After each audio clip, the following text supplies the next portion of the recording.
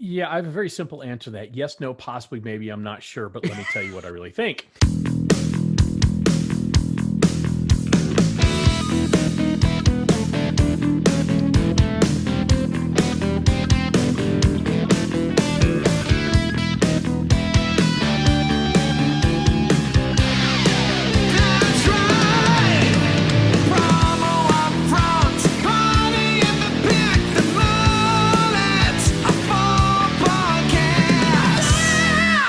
Well, Lottie frickin' da. It's episode number 49 of the Promo UPFront Podcast. I'm one of your hosts, Bill Petrie.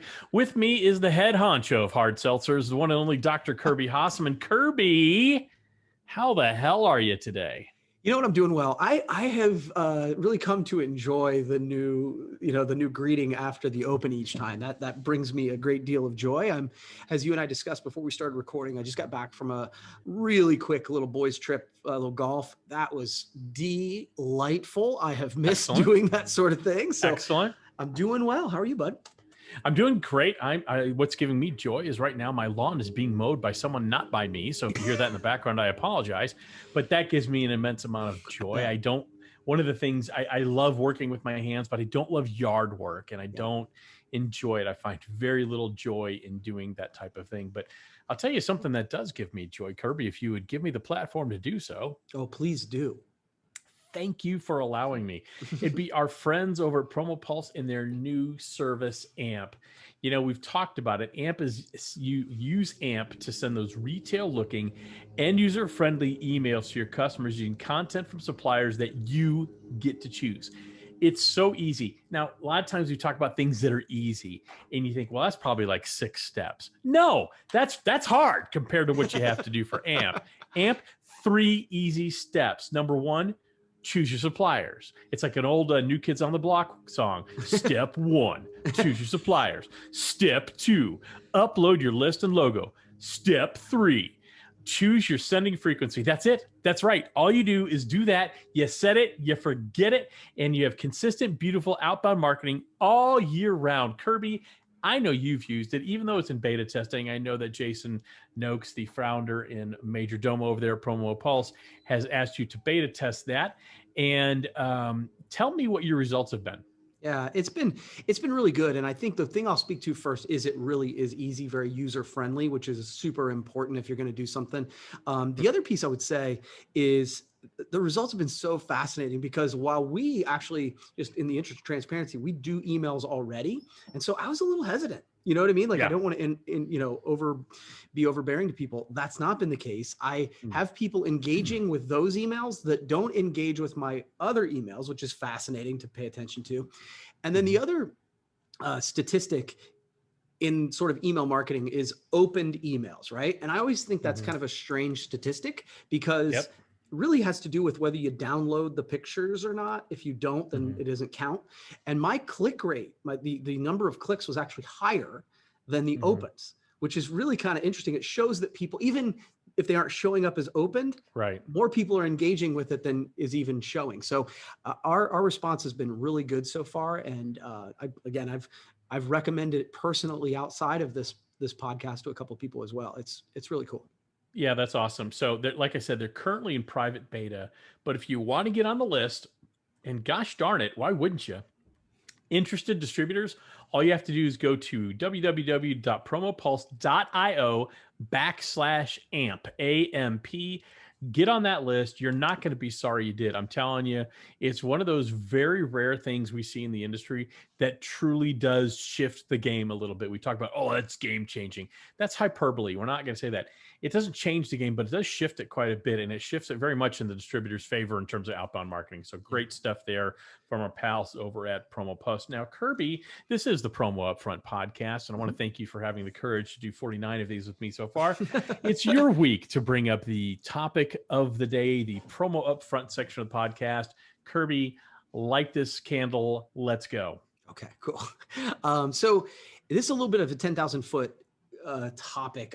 There's been so many announcements. One of the things that we've said a bunch of times is we don't want to be like the acquisition podcast of acquisitions. But man, it feels like there's a lot of moving parts. So it isn't specific to acquisitions necessarily, but I feel like in the last really couple of weeks, but even this week, there's just been a lot of really big announcements that, the scalable brands making their acquisition with PMGOA. Of course, our buddy Ben Taylor is going to be the president over there. I was excited to see that because Ben's my buddy. Absolutely. No, very happy to see that. And then like Eric Granata going to Brand Fuel.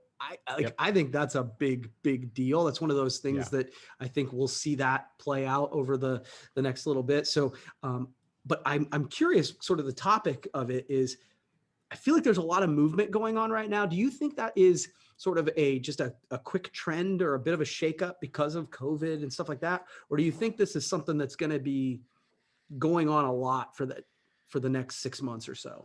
Yeah, I have a very simple answer to that. Yes, no, possibly, maybe. I'm not sure, but let me tell you what I really think. Here's what I think. I think what you saw during COVID, I think a lot of your organizations that were very hot on the M&A trail kind of pull back. You didn't know what companies, frankly, were going to survive. And so are acquiring a company that's really not going to make it anyway. I mean, we're being completely candid here. Plus, those companies have to invest a lot of money to acquire companies. So they're going to hold back that money during a pandemic to make sure that they stay salient and afloat. So, or solvent and afloat. So I think you're going to see that. I think people have been kind of chomping at the bit. And I think there's been a lot of chess moving behind the scenes. And I think you're going to see a huge, kind of like an Oklahoma land rush, not only for companies like scalable brands, and like you said, Ben Taylor's going to do a great job running that organization. He's going to do a great job. You're going to see it with people too. And so you have people like an Eric Granata, who is one of the brightest, one of the sharpest IT guys in the industry with the driest sense of humor. If you ever want to have a great dinner, go to dinner with Eric Granata, because it is a treat. He's got some great stories, and he's really just a really terrific and lovely human being. And he's a great fit for Brand Fuel. And so you're going to have forward-thinking companies like Brand Fuel identifying people and who do we want to be part of this, because, we haven't seen the entire fallout of COVID yet. Yeah. We're just starting to see that. So I was a little flippant in the beginning, but I think you're going to see a real acceleration of this in a major way. I think you're going to see some major moves as people are jockeying for a better seat at a different table. Yeah, I think what you said was interesting in the sense that they held back in acquisitions for a little bit. I think that's a great point. I also think it's from the company side, but I also think it's from the individual side. I think people are looking around going, wait, I don't have to sit at this table anymore. The world has changed. I told you I was just on a trip with my buddy. He, has lived in Indianapolis area for 20 years or so. And he has stayed with the same company. He's moved to Columbus with the company's blessing. I thought it was super fascinating. Last night we're driving home and he said, this has changed my retirement plans. Because I was wanting to retire earlier so I could move back to the Columbus area. Now I really don't want to retire. And so I think that's really interesting that people are looking around going, okay, if I can work anywhere, where do I really want to work? Well, and I think that drives it. You even had Joshua Pospisil leave to go to Hirsch Gift. So you're going, excuse me, you're going to see a lot of that on just about every level of every organization. And I think it'll take about 6 to 8 months, maybe 12 for it all to really shake out. It's almost like a giant free agency period in the promotional products industry. But there are going to be some people who are left out too. I mean, it cuts both ways. There are fewer seats for more people. Yeah, that's interesting. Okay, cool. Awesome. All right, Kirby. Congrats to all those folks who are moving around, by the way. Absolutely. No, it's always a good thing. Look, when anybody seeks to improve themselves, I always think it's a good deal. I got 2 topics here. I'm going to save a more controversial one for a bit. Okay. ASI Facilitate. They had an in-person event in Austin, Texas this week. Couple things on that I wanted to just bring up. Obviously, the in-person events are returning. We talked a couple weeks ago about the absolute beautiful foresight ASI has had with Andy Cohen and his team leading events, and Tim Andrews really championing that effort to have the first large-scale event with ASI Chicago coming up next month. I think this is their ASI's first actual event, smaller scale with Facilitate, which we know what that format is, kind of a speed dating format. I think it's interesting that everybody's looking at Facilitate. Wow, the industry's back. It's the first event. Do people forget that the regionals kind of started pulling this off on a very small scale? Sure. But a very smart and measured way, led by your team in OPA. I know Mark Farah here in the Promotional Product Association Mid-South. I attended a couple. I've attended two, one outside, one inside. So I want to make sure we tip our proverbial promotional cap to ASI, but let's not forget the groundwork that was laid and the hard work that was done by the regionals that really started opening the door for this. That's not to say ASI wouldn't have done it anyway. They would have, and they deserve all the credit they're getting. Yeah. But there's also credit that goes to those regional associations and those boards, and you're on one. I'm not anymore. I'm actually not on any board right now. But there's some accolades go there as well. And I thought it was kind of important we mention that. Yeah, no, I appreciate you saying it. Yeah. And let me just tell you, like, we've done two. OPA's done two of these, and not just in-person meetings, but the actual speed dating kind of meetings. We did one in August of last year, which was like, people were like, it was absurd. I actually got more phone calls after that meeting going, how did it go? And I think the way you said it is exactly right. I mean, those were the ones that laid the groundwork for moving forward. And I remember, especially the one in August, we were like, we have to be so careful. If we mess this up, it's going to set the industry back a year. Right. Like, that was literally our mindset. Well, you would be taking a weed whacker, much like my lawn's being weed whacked right now. You would take a weed whacker to any future events because people would be like, they didn't pull it off. They can't do it. Yeah. And somebody got sick or this or that.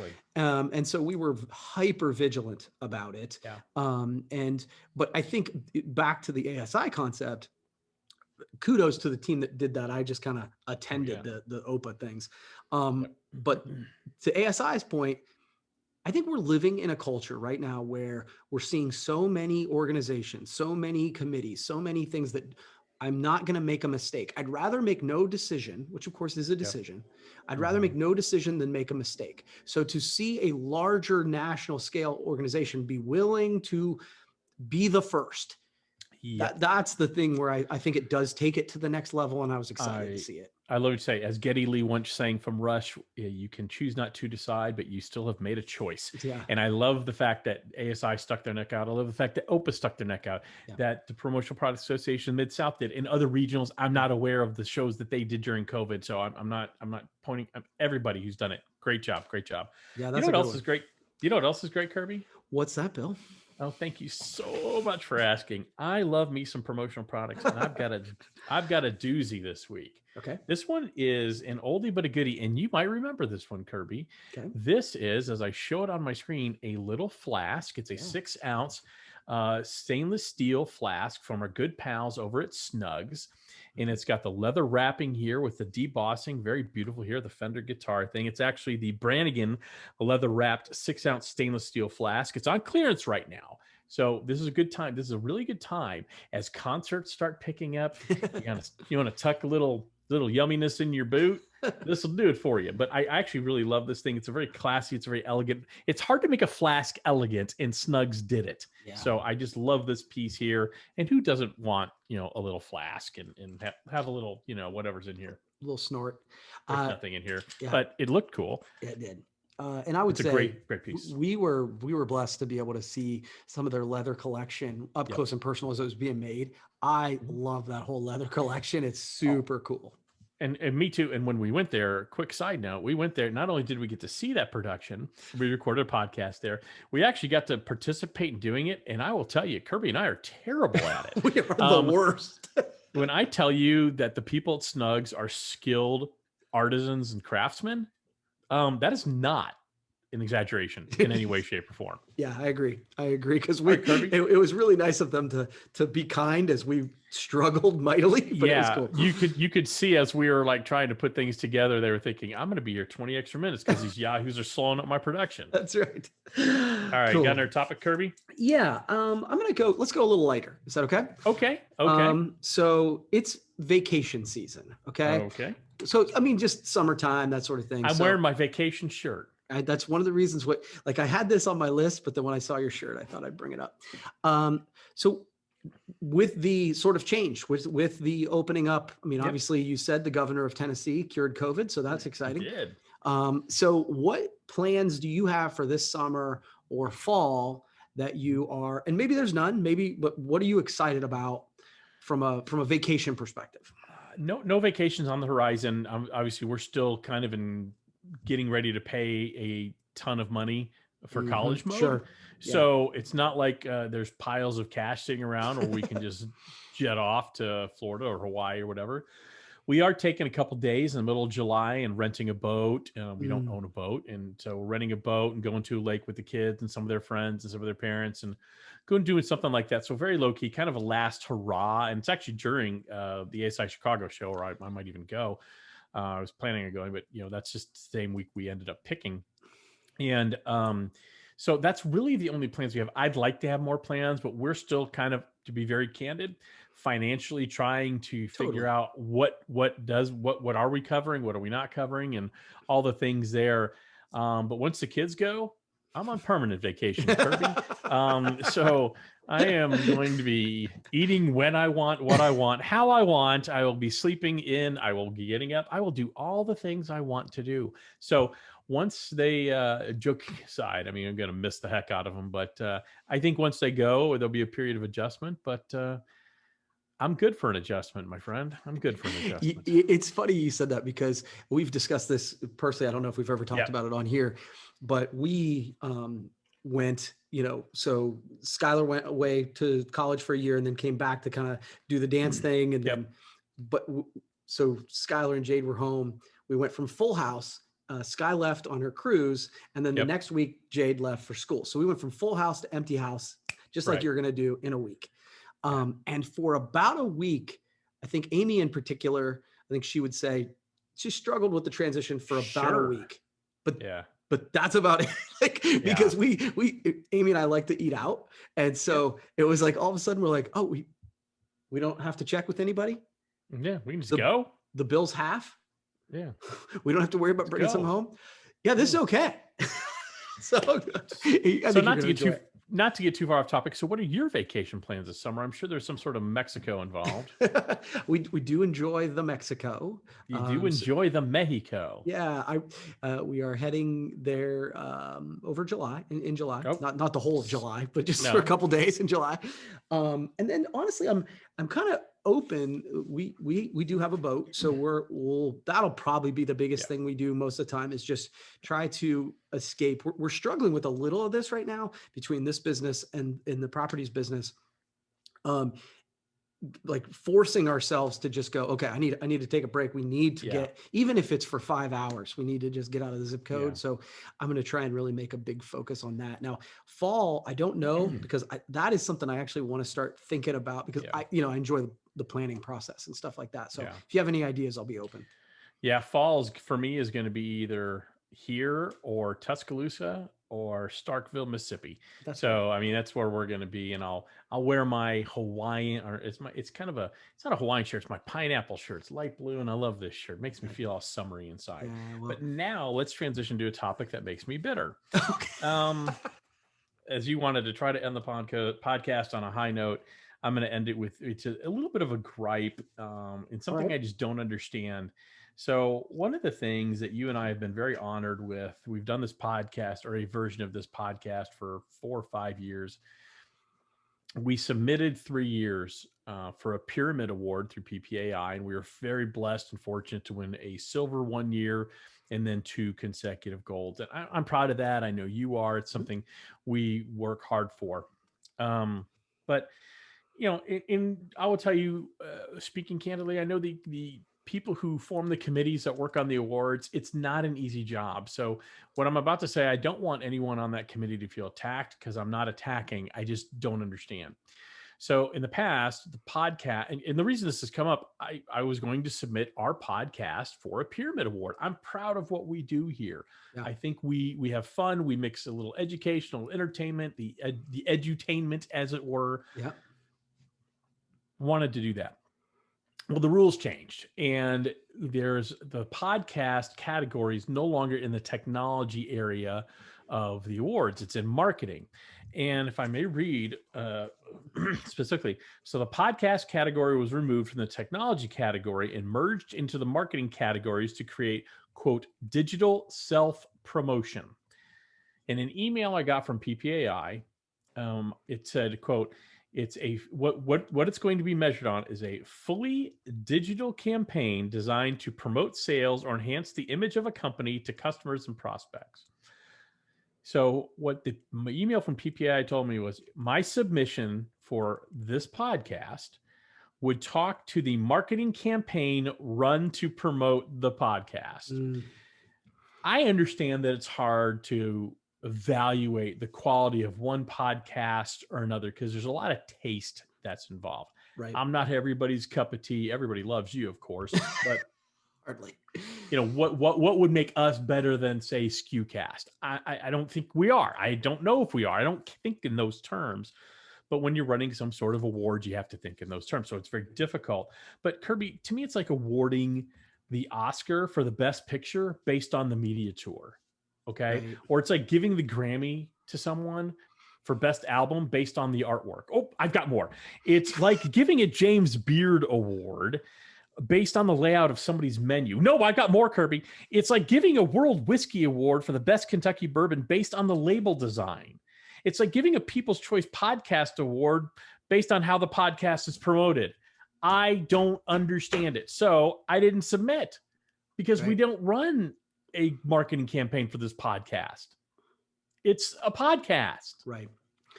Yeah. So so I'm so glad you brought it up. And I love it. I hope that anybody who's listening to this understands the perspective that the discussion is taken, is that we just want to get our take it in the spirit in which it's intended. I'm not upset. I just don't get it. Yeah. I don't understand it. So couple thoughts, and I was trying to make notes and listen at the same time. Yeah. So number one, moving it from tech to marketing, I think that does make sense. I always thought it was a little bit weird that it was in the tech side. So that part too. Totally makes sense.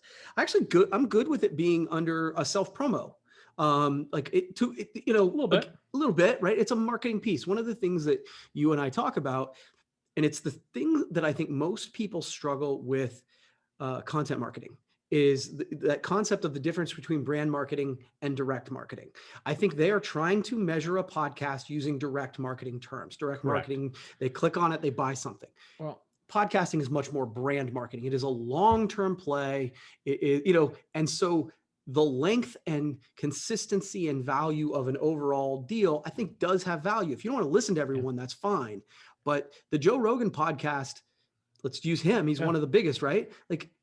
I won't listen to a million of them, but he's one of the biggest because he shows up on a regular basis in his overall platform. It just makes no sense not to evaluate the content. I don't know. I agree. It should have been moved from technology to marketing, but why is there a content marketing category where you can talk about, that's where you put video content. That's where you put written content and blogs. That's where you put the audio content in terms of podcasts.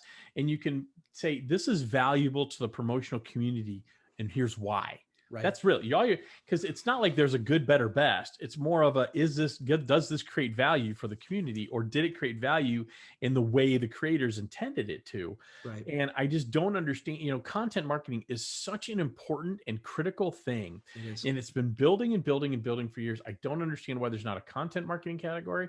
And I don't understand how you can evaluate any sort of content based on how it's promoted. I just don't understand it. And again, it's not an easy job.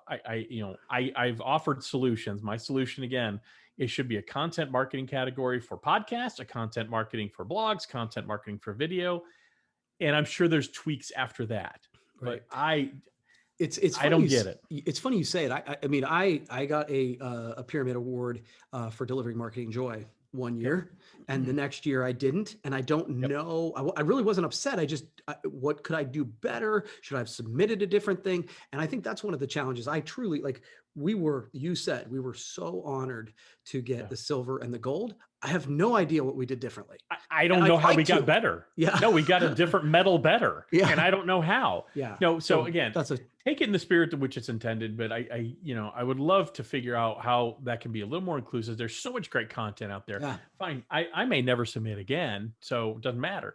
But I just love to know. Now, I did submit for self-promotion campaign for our Brandvacate week last year, and I hope that my criticism doesn't impact that. I'll be very candid. I hope it doesn't. I do worry about that stuff. So well, and again, all right, Kirby. but I think based on the idea of what that award is for, it made sense to submit for that.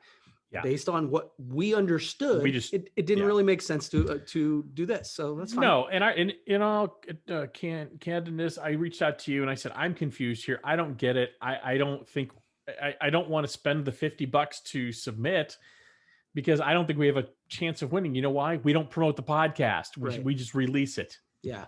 Yep. So, I'm glad you brought it up, buddy. All right. Well, it's again, but real quick, last thing, really do appreciate. I've sat on numerous PPAI committees. I've sat on numerous boards. This is the first full year I've not been a volunteer on a board or something that's been consistent throughout the year in over 10 years. The only thing I'm doing this year from a volunteer aspect is virtual lead. So I have a lot of sympathy for people who are on those committees and boards. It's not easy, but in respect, part of being on it is you're going to have to deal with some criticism, and this is hopefully constructive because that's how it's intended. Cool. All right, Kirby. Let's have some fun now that I've gotten all my bitterness done. Okay, good. It is the return of rapid fire. All Kirby, right. There are no wrong answers. Now, I was thinking about you. You're a beer guy. Yeah. You're when I think of you and when you are relaxing on the lake, you're going to have a beer. Yes. That's what your drink is. Yeah. Mm-hmm. Now, I used to be a beer guy. I'm much more these days a liquor guy. I like a gin and tonic or something. I just like just like that better. Yeah, totally. But we're not representing probably the biggest, fastest growing category in alcohol right now, which is hard seltzer, Kirby. So I am going to ask you which hard seltzer. You must consume one. So I'm going to give you an either or, and you have to tell me which one you would drink. On the hottest day, you got to have something cold with a little bit of alcohol in it, okay? There are absolutely wrong answers, so I want to be very clear. Okay. Well, I appreciate your honesty on that. That's good. Absolutely. All right, Kirby. Again, this is just for fun. No one's keeping score at all. Bud Light Seltzer Summer Ice or Michelob Ultra Organic Cucumber Lime Seltzer? You just started. Not that hard. I'll go with the Summer Ice from Bud Light, although it pains me to say anything Bud Light. But okay, Smirnoff Raspberry Rosé or Bud Light Seltzer Cherry Limeade? I'm going to go with the Smirnoff. Okay, Raspberry Rosé. Truly Fruit Punch or Truly Berry Punch? So this is like a drink that my daughters like and my wife likes. So I'm going to go with the berry punch. Okay. White Claw lemon iced tea or Truly lemon iced tea? I'm going to go with Truly lemon iced tea. Okay. White Claw peach iced tea or Truly peach iced tea?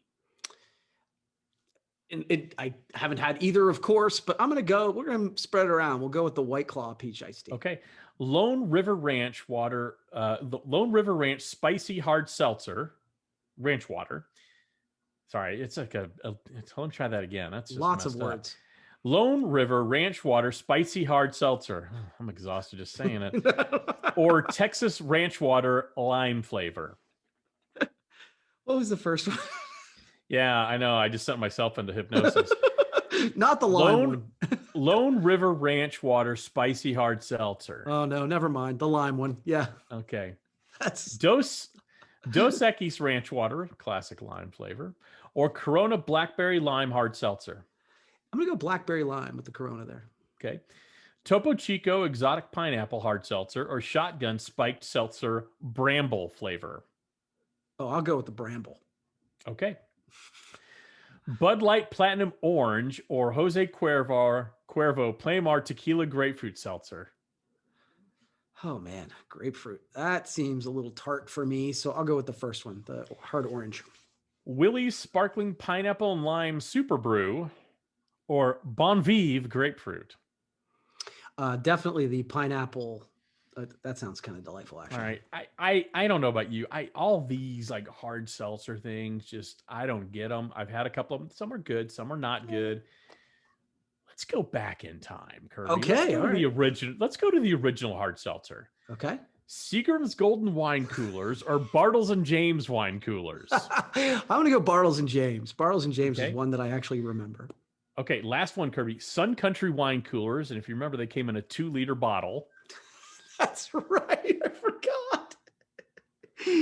Okay, so Sun Country Wine Coolers in a 2-liter bottle or Zima. Zima, the product that came out of a marketing project in college.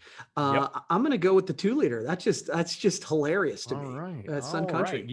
You know why? You get more for your money. You know where else you get more for your money, Kirby? What's that, Bill? Where? Oh, thank you for knowing to ask. That'd be our good pals over at Promo Pulse and their AMP email, retail-looking email distribution service.